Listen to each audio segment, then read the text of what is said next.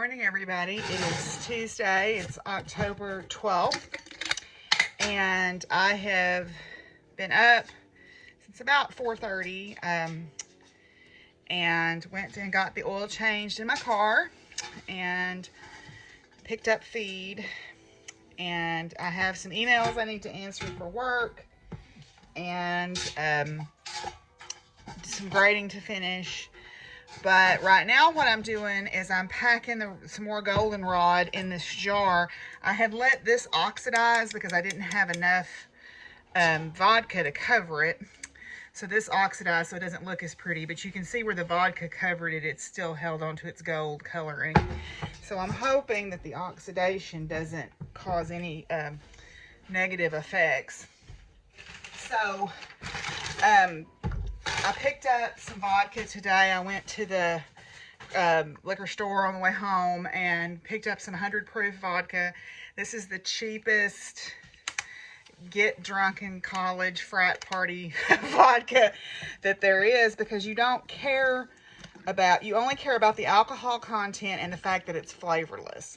So all I'm going to do is just cover this goldenrod completely with the vodka, and then I'm going to sit it in a cool, dark place. I'll shake it maybe once a week or a couple times a week when I remember. And otherwise, I'm just going to leave it alone and let it do its thing.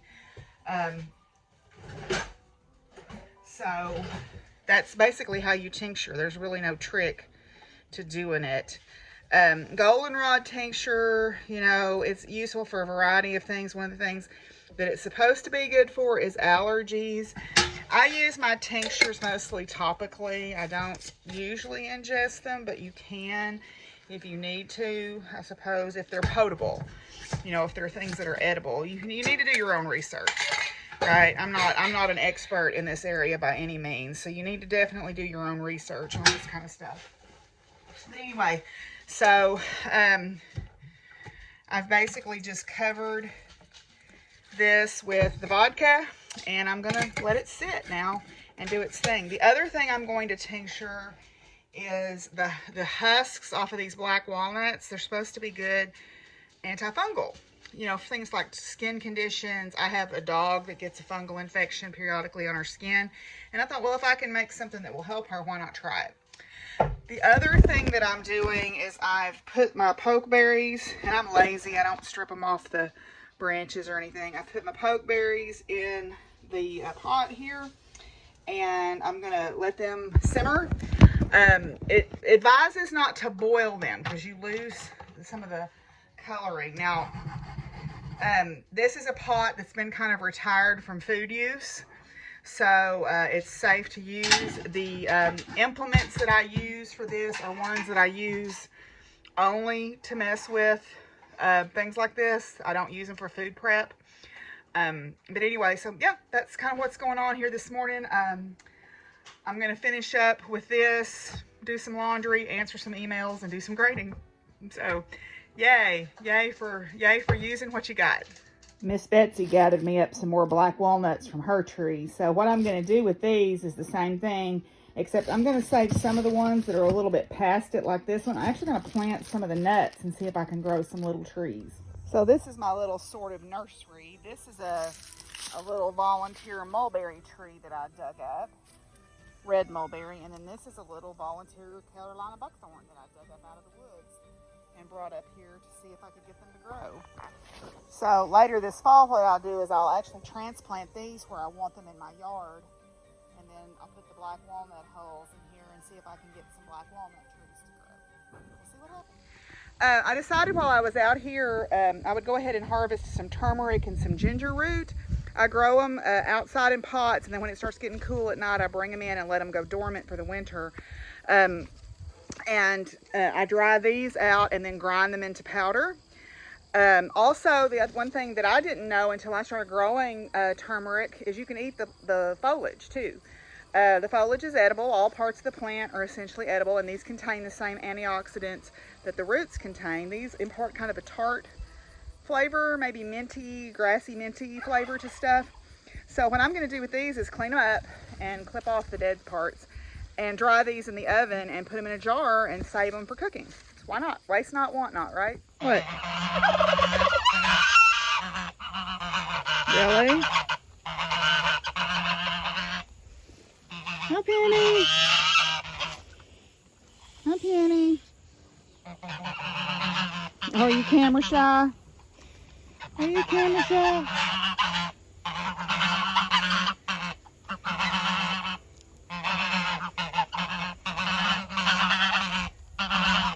Y'all are noisy. Yes, you are. You noisy boys. Hi, Penny. Hi, Penny.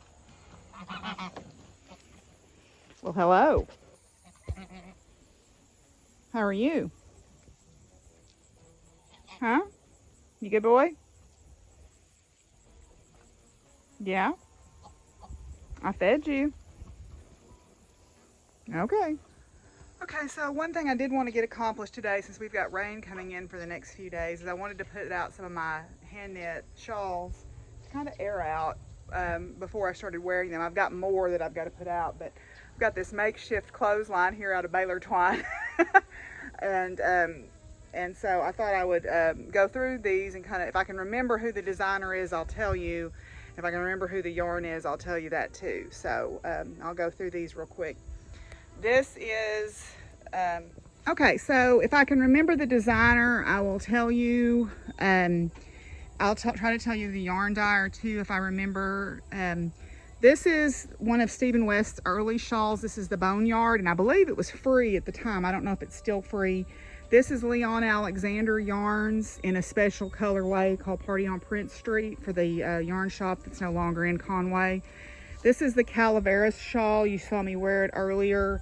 This was from the Celtic Year Shawl Club, and this is Woolly Wonka Fiber Arts colorway. I believe it's called Spiced Apple, and this is why you should wear gloves when you work with black walnuts.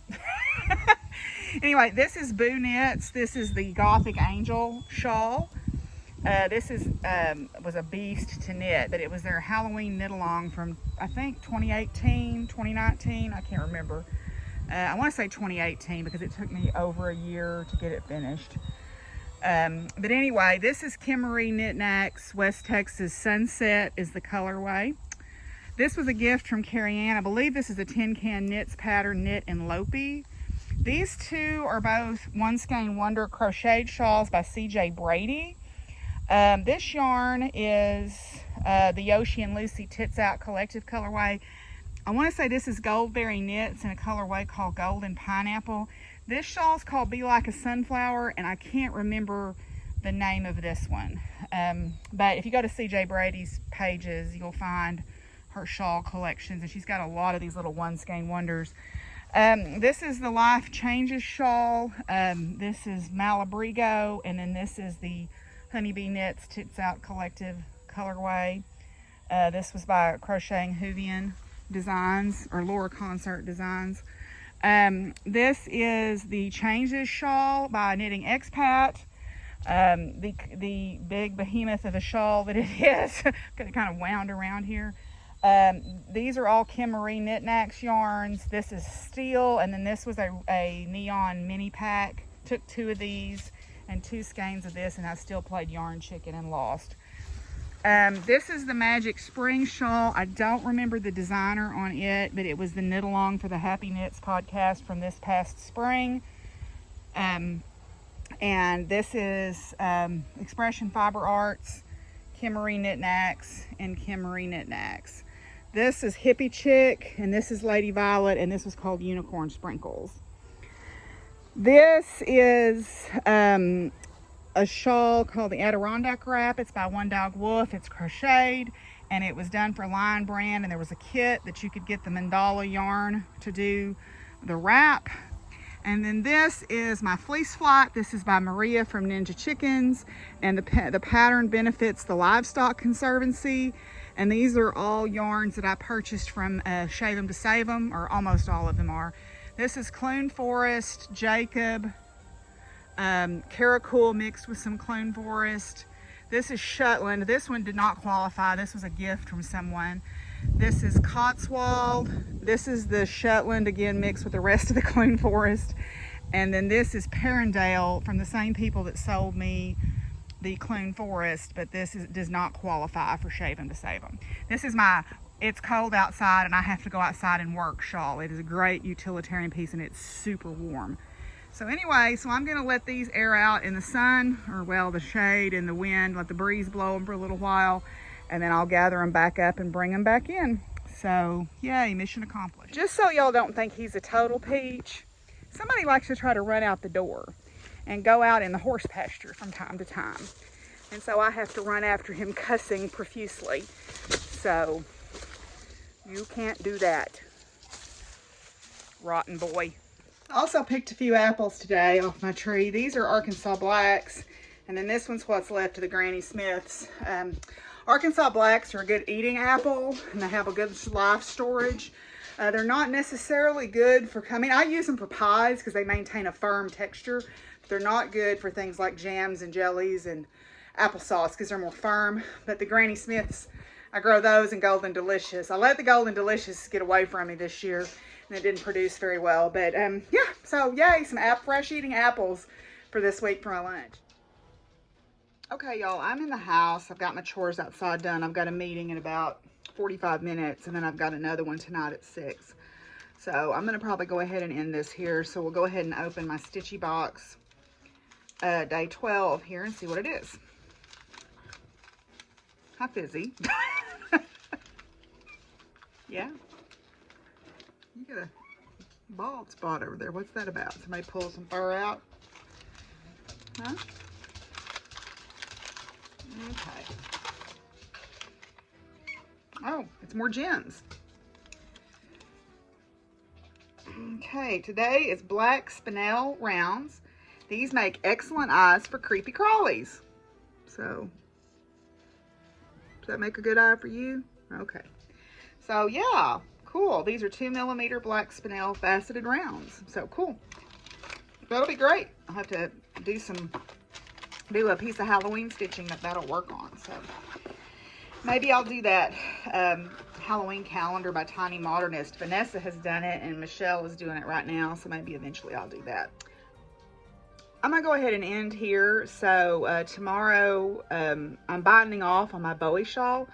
So I should have it ready to show y'all tomorrow. Don't know if I'll get to block it because it's supposed to start raining and rain through Thursday. So we'll see what happens. But anyway, I'm going to sign off here. Phizzy says, hi y'all.